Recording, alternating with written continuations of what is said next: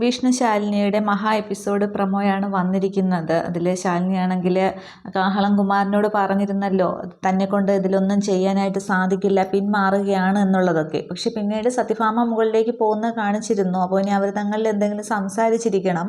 അന്നേരം തുടർന്ന് പിറ്റേന്ന് ശാലിനിയാണെങ്കിൽ തൻ്റെ ആ ഒരു തീരുമാനം മാറ്റുന്നുണ്ട്. പിന്നെ വീണ്ടും അത് ഒന്നുകൂടി ശ്രമിക്കാമെന്നുള്ള രീതിക്ക് തന്നെയാണ്. പിറ്റേന്ന് ശാലിനി ഓഫീസിലെത്തിയ ശേഷമാണെങ്കിൽ അനുപല്ലവിയോടും ബാക്കി എല്ലാവരോടൊക്കെ പറയുന്നുണ്ട്, നമ്മൾ ഒരിക്കൽ കൂടി പരുത്തിക്കുന്ന് കോളനിയിലേക്ക് പോകുന്നു എന്നുള്ളത്. അതനുസരിച്ച് പോലീസും എല്ലാവരും ഒക്കെ ആയിട്ട് ശാലിനിയാണെങ്കിൽ കോളനിയിലേക്ക് പോകുന്നുണ്ട്. അന്നേരം ഈ ന്യൂസ് ആണെങ്കിൽ ശിവനെ ആരോ ഫോൺ വിളിച്ച് പറയുന്നുണ്ട്. അന്നേരം ശിവനാണെങ്കിൽ വായനശാലയിൽ എവിടെയാണ് ശിവനും ബാക്കി എല്ലാ കൂട്ടുകാരും ഒക്കെ ഇങ്ങനെ ഒത്തുകൂടിയിട്ടുണ്ട്. ശിവനാണെങ്കിൽ ഫോണിലിരുന്ന് ഇങ്ങനെ ഗെയിം കളിക്കുകയാണ്. ബാക്കിയുള്ളവരൊക്കെ ചീട്ട് കളിക്കും, എന്തൊക്കെയോ പരിപാടികളിലൊക്കെ ഇങ്ങനെ ഏർപ്പെട്ടിരിക്കുകയാണ്. അന്നേരമാണ് ശിവൻ അറിയുന്നത് ഇങ്ങനെ കളക്ടറും കൂട്ടരും ഒക്കെ വീണ്ടും ഈ കോളനിയിലേക്ക് സീൽ വയ്ക്കാനായിട്ട് ഒഴിപ്പിക്കാനായിട്ട് വന്നിട്ടുണ്ട് എന്നുള്ളത്. അന്നേരം നമുക്ക് നല്ലൊരു ഉഗ്രൻ സ്വീകരണം തന്നെ അവർക്ക് കൊടുക്കണം എന്നിങ്ങനെ പറയുന്നുണ്ട് തിരിച്ച് ഫോണിൽ.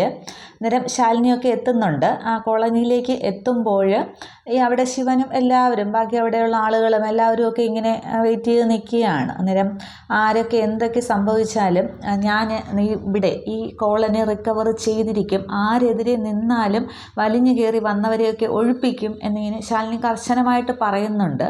പക്ഷേ ശിവനാണെങ്കിൽ ഒരു ഇഞ്ച് പുറകോട്ടില്ല, അതേ ഒരു തോൽക്കാൻ ഭാവം എന്നില്ലാതെ കട്ടയ്ക്ക് തന്നെ ശാലിനിയുടെ മുൻപിൽ നിൽക്കുന്നുണ്ട്.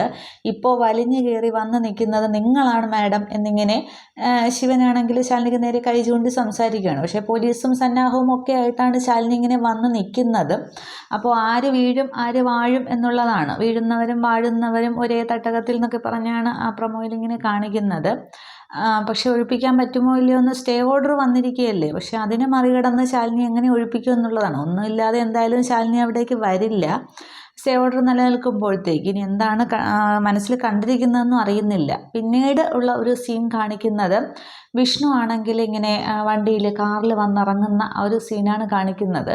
പക്ഷെ അത് കണ്ടിട്ട് ആദ്യമായിട്ട് അന്ന് വിഷ്ണു പലിശ പിരിവിന് വേണ്ടി മാർക്കറ്റിലേക്ക് പോയ ആ ഒരു വേഷത്തിലാണ് കാണിക്കുന്നത്.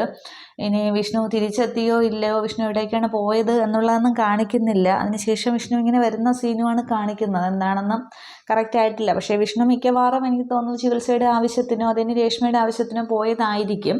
ഇതിൽ വിഷ്ണു കാറിൽ വന്നിറങ്ങുന്ന ഒരു സീനും കാണിക്കുന്നുണ്ട്. അതിന് എപ്പിസോഡ് വരുമ്പോഴത്തേക്ക് മഹാ എപ്പിസോഡിൻ്റെ പ്രൊമോ ആയിട്ടാണ് വന്നിരിക്കുന്നത്. ഞായറാഴ്ച രാത്രി 7 മണിക്കാണ് ഈ ഒരു മഹാ എപ്പിസോഡിൻ്റെ പ്രൊമോയും വന്നിരിക്കുന്നത്.